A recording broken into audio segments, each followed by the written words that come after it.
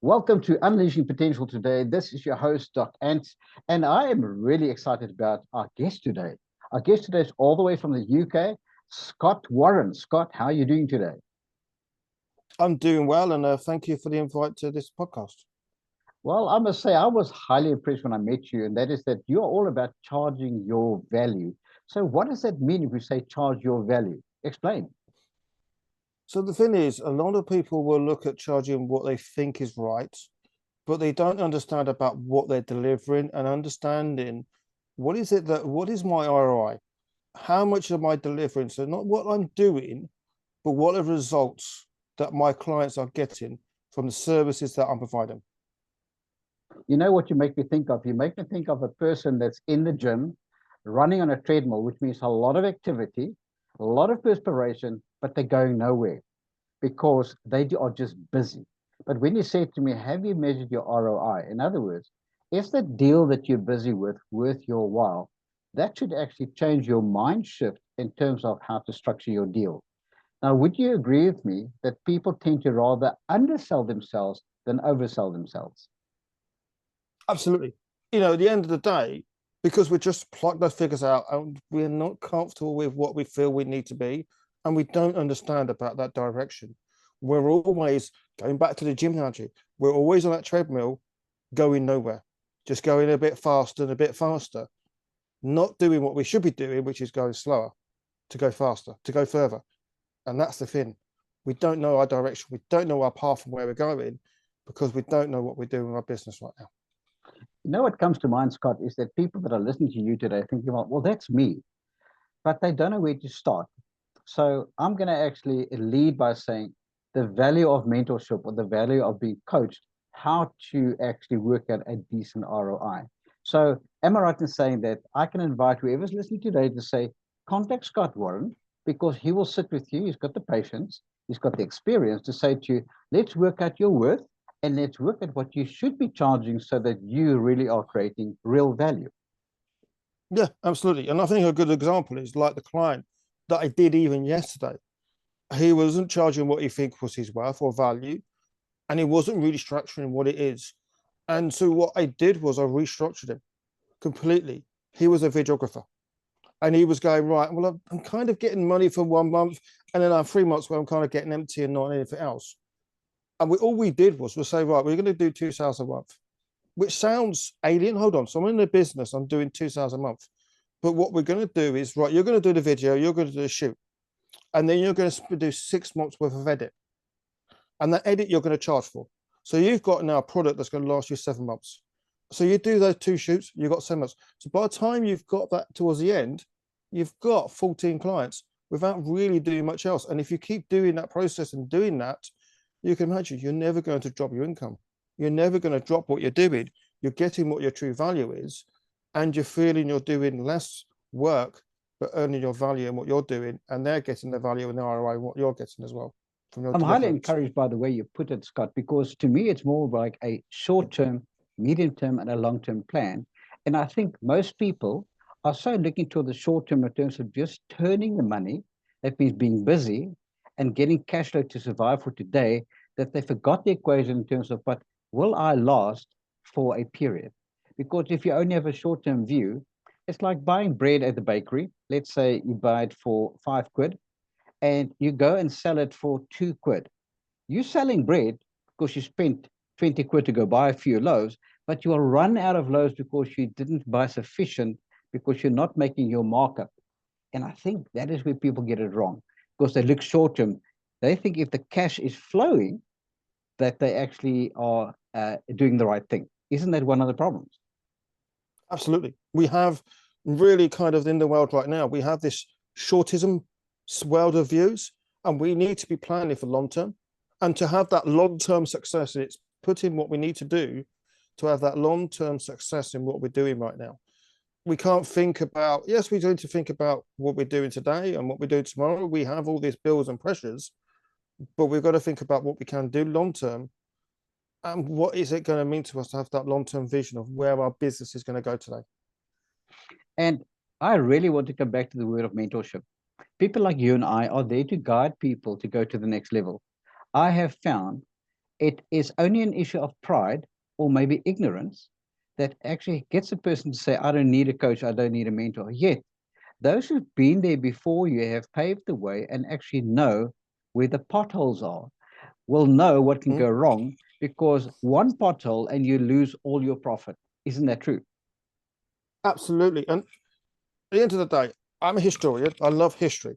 Okay. And if it's good enough for Henry Ford, if it's good enough for Edison, and it's good enough for all the top sports persons in the world, then why is it not good enough for you? Why are you rejecting something? Because to be a top sports person, to be a top business person, they've all had a mentor. Quite often they have two. They have two coaches, two mentors. If you want to achieve your game, I always say the thing is your most important thing, and this may be slightly controversial, is the first thing you've got to have is a coach. Don't worry about accountant or anything else. First thing you've got to have is a coach. Most important thing, because we are tunnel visioned. We don't see the periphery on what we do, and we get stuck into the now.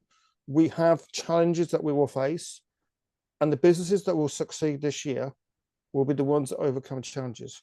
And the way we overcome the challenges is having someone with a mentor or a coach who can see us how to get around it, up it, under it, take back from it, and go forward with it. That's what we need in our lives right now. Well, while we're busy, I might as well, being a coach ourselves, I want to explain to our listeners what's the difference between a coach and a mentor. A coach is the person who has got the umbrella vision. They've got such an overarching reach of a reservoir of knowledge that covers all aspects of your business that they can literally look at it short term, medium term, and long term. Because why? They have been there and they've reverse engineered it back to understand whether it's workable or not. The time that you require a mentor is when you now need a specialist. Let's say you get to one avenue, like you help the guy in photography, and he needs somebody that needs to help him become better at editing. Now you'll put a mentor that does editing to mentor him and become a specialist in that area. So we need to actually sit and discern, where am I and what level of help do I require? Most people actually need a coach first because they don't have the ability, they don't have the vision to go the extra mile because they haven't seen the entire picture. Would you agree with me? I totally agree. We are seen to be operating this picture with half the picture. We've got this great, fabulous picture of our life right now, but we only see half of it right now. And a coach will help you see the other side of that picture. I once had a coach that actually said to me, do you have a problem with pride? I said, no. He said, okay, I'm going to challenge you to do something right now. I said, okay. He says, I want you to go to that door, close it, and I want you then to look through the keyhole and tell me what you see. I said to him, are you serious? He said, well, you said you don't have a problem with pride. Are you going to do it or not? So I said, no, sure, I'll do it. I got out, and then I looked through the keyhole and I explained what I could see. And as I was explaining, I sort of got it. I can only see that part which has been opened up to my view. I couldn't see what's in the left hand corner. I couldn't see what's in the right hand corner. And he just said, okay, do you know that the most valuable item in that room happens to be in the left hand corner, tucked away? What is it? And I went, I can't see it. He said, exactly. That is why you need a coach, because we don't look through the keyhole. We open the door and see the entire room. What do you think about that analogy? I think that's a really great analogy. I might even steal that. If there's sometimes we're flattering ourselves, I think that's a real fantastic analogy of it. But the thing is, will we be teachable? Because I think some of the problems Mm. is that people know they need help, and then all of a sudden they come up with excuses. I don't have the money. It's the first excuse they come up with. I don't have the time. I don't really know if I need the person. Yet, the question we should ask, how fast do you want to accelerate? How fast do you want to advance? And you are a person that has spent time in terms of charging your value. So I think it starts with the first disbelief, and that is that people do not have belief in themselves. Because they don't believe in themselves, they've got a low self image, a low self belief, and a low self worth. Do you agree with me that that's what the start of the problem is? Oh yeah, absolutely. People don't really know. I think sometimes as well because they don't know what coaches is and what it means and how to do with that situation, and they do not have that. They have come from a low esteem, and it comes from. And I talk about being an employee of their business and not a business owner. They come from that mindset of I'm here to do a job, I'm here to do that kind of thing. And they don't have that confidence to go, I am who I am. They can't bang that fist on the table and say, look, I am worth this. I am worthy of this. I am going to get this result because of that cultural bias that they've got with that mindset that they need to shift from being an employee of their business to being a small business owner. And it's a huge, small step, but a huge step for most people. And it gives them that confidence to really say that, yes, I am worth what I am worth. And when it comes to that mindset, let's say out of 10 employees, I found that maybe one or two are the kind of people that just cannot do enough. What next can I do? What more can I do? Those are the people that are so hungry to grow that they forever excelling past and beyond their peers. Why? They want to grow.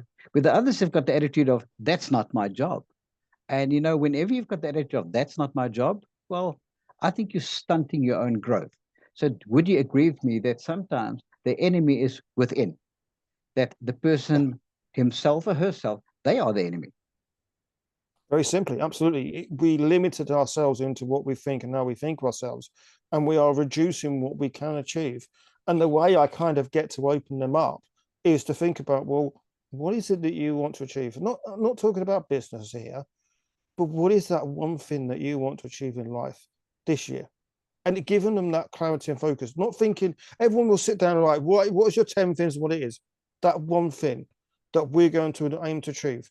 It might be something small, it might be something slightly bigger, but giving them that focus of, right, okay, you're going to now achieve this goal and we're going to work towards your sales, your price and your structure to achieve that goal, that life goal that you really thought that may not be achievable, or you're something you've always wanted to enjoy, but you've never given that confidence to go forward with. Well, that really excites me in terms of that you help the person with the script, you help with the clarity. But what I'm thinking about is, where does accountability come in? Accountability is a very much a huge bit in what you're doing, because accountability could be that person that helps you to pick you up. And if you want to know my story from accountability, without accountability, I wouldn't be here today. That's how big accountability is. There has been times where we're all going to go through business Mhm. where we feel like we're going to quit. We feel like because things are not going well, you're not getting those right results, you're going to feel like you want to quit. You just want to give up. You want to do that. I've been there. I had that accountability in my structure that actually picked me up. Going into that room, I'd never really talked about it, but I've done a little bit more. That I didn't feel great going into that room, having that coach and having that session that I had. But by the end of it, I felt better about myself. But So also, accountability. accountability says I'm not doing it by myself. You see, the Yeah. people look at, why should I report to someone else? But if that is your view, you're approaching accountability from the wrong angle. It is more about supporting you and someone else who's got the vision, who has been there before you, that can lead you and guide you Mhm. in effective ways.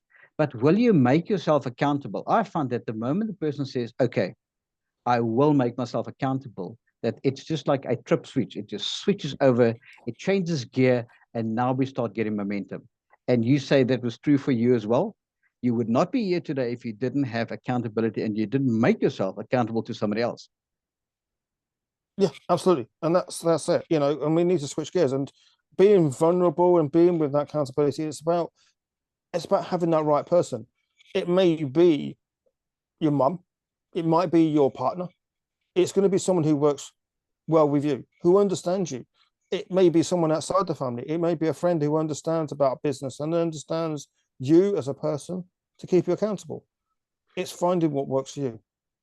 And somebody asked me and said, but isn't it sufficient to have a friend that is basically walking alongside you? And I said, it depends. Because is that friend a true friend that has the courage to tell you, no, you're wrong?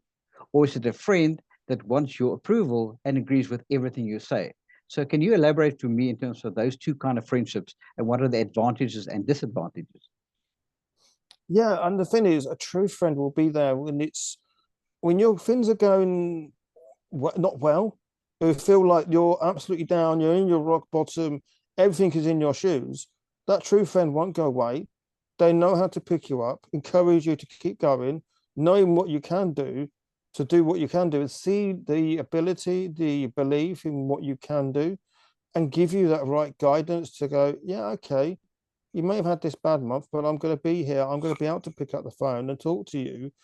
I can see that you're going to be there for me when I'm being my point, but I'm here to pick you up today, pick you up off that floor that you've just got yourself into. The things have fallen through the floor. Doesn't matter who you are. Let's pick you up and let's get you to where you need to be right now. And the thing is, if things have fallen through the floor for you, you feel like bottomless, you feel like it's the end of the world. Yet that friend who understands accountability will understand the pick me up factor. They will still be there to say, well, you can do this. I believe in you. You are worth it. And I think that is the kind of encouragement we sometimes lack in terms of somebody that can be saying to us, this is not going to be easy. It's going to be difficult, but you know what? Let's look at a new approach. Did the way you did it up to now work? Answer, no. Okay. Let's find a new possible approach and say, what will we do to attack it from another angle? But I'll tell you one thing, you're going to make it. What role does that play to help a person understand that they can make it? They just have to apply their mind. That's huge. At the end of the day, because again, we've gone and touched about it. It's that mindset of what we have. And when we've had that gone through the floor, we feel like we can't achieve anything. And we don't see, we become tunnel vision in the way we do things and how we see that, and become much more shrinker in the kind of things, and become a little bit scared about that situation. And having that person to kind of really open our files and give us that confidence back to say that actually, yes, you can do it. We're just going to look at it a different way and different structure. Just gives them that person so much more courage to go, yes, I am that person. Yes, I can achieve it. And we can do it. And we are going to do that. And it just gives them that much more strength to go from that position of, oh crap, I don't know what I'm doing right now. I really don't know whether to go left or right, straight ahead, roundabout, whatever situation, which direction. It gives you that focus of which direction to go forward and making that small step to go towards the larger picture. And then to celebrate that small step forward and Yeah, to celebrate. The importance of celebration is so important. yeah, absolutely. And it's knowing what to celebrate and how to celebrate. It is so important. Celebrating, I do a lot of that when I do that. Celebrating the small wins is so important. I always start my calls with, well, what is your win this week? Because it Fantastic. gives that person a celebration. It is true. Well, I'm now going to gear up a little bit in terms of getting to your area of expertise of charging your value. I want to share a testimony with you that years ago, I used to be a counselor and counsel people one-on-one. And I got to a point where my ROI was not where it should be. I was seeing people, I was going through people. And then somebody said to me, are you a good counselor? I said, I think I am. It says, are you sort of 80% booked? I said, yes, I am. I said, and how are you doing financially? I said, man, it sucks. I'm not making money. He says, well, you're the problem. You don't believe in yourself. You don't understand your own value. And I said to him, come on, you can't be serious. And I mean, when you spoke to us the other day, that scenario hit me again of this person challenged me, said, but you are the problem. And you know what the challenge was there, Scott? Okay, what are you charging now? And I gave him an amount. He said, I would like you to put a circular out there. I want you to charge triple what you're charging right now. I said, are you out of your mind? He says, are you going to trust me or not? Are you going to accept me as your coach? Are you going to be accountable or not? I went, okay, I'll be accountable. Scott, I want to actually tell you the truth. I tripled my tariffs and my businesses went boom, one way. I thought I was not going to be booked. But you see, that person helped me to realize I was not charging my value because I was adding value. So when you sit with an individual, how do you help them gauge whether the value that they have sort of ascribed to themselves or to the work that they do is in fact in line? Just give us one or two thought processes that you go through practically, because I know somebody's listening here and saying, wow, maybe I am worth more. What should I do? And my answer is get to speak to Scott Warren. So give him some advice, give her some advice. What would you look at? So we look at what they're doing with their service. So the first thing is we actually kind of highlight what does their service look like? What does that actually look like? How much time do you spend on a client? How much do you know? And I kind of then put it like, see if they understand about their clients. So what is it that result you're going to get? So, we looked at someone, again, the video guy, we said to him, well, actually, you're going to drive, your business is going to drive 30% more sales. Kind of a little bit, need a bit more information. But you're thinking that you've got a business that's going to drive 30% more sales to your business. That is a real game changer. We need to work on getting his numbers and understand that into a number, into a figure of what it is. So we sit down and really look at what it is right now. Where are they right now? What we call point A. So what are they doing with their business? Do they understand their clients? Do they understand about what they are actually driving towards and what they understand about what they deliver for their clients? And then we start to understand about what is that value to that client? Are you driving an extra £1,000 every single month to their sales? Are you saving them? A good classic example is a VA. And I've said I had a VA as well. And we looked at it and said, well, actually, do you realize that you're saving someone 1 hour every single day of their lives? And that is a really big value. It doesn't sound like a lot, but that 1 hour is not going to be spent with the family. That value is going to be more precious than anything else, because that hour that they would be spending doing the admin is going to be spent on family. And how much value is that to a person? So you're going to give a person 5 hours back to spend with that family. What a value is that going to deliver? Imagine spending 20 hours more with your family. You're making me think of the question that they asked somebody on his deathbed. I can't remember the example, but I know it has been circulated. What is the one thing you regret? And he said, I regret not having spent more time with my family because, the extra hour at the office, the extra hour behind that desk brought in a little bit of money, but it never equalized the value of family. If only I could have my life back, I would spend more time with my family, build better relationships, and realize that your work is a ways to a means, but your family is there forever. Yeah, absolutely. And I know that quote as well. It's that rich man on the deathbed. He always said that the one thing he wished for was more time. Yeah, It is the most valuable currency. And I cannot remember, there's a book also. It says that the poor man will trade on money, the rich man will trade in time. absolutely. Well, as we start coming to a close on this program today, when you are working with a client and you're helping them to basically peg their better value and work towards achieving that, is there any way that you bring in market comparison and any way to help them? No, not at all. Because each individual is individual. You can have a room of 40,000 people and each one will be different.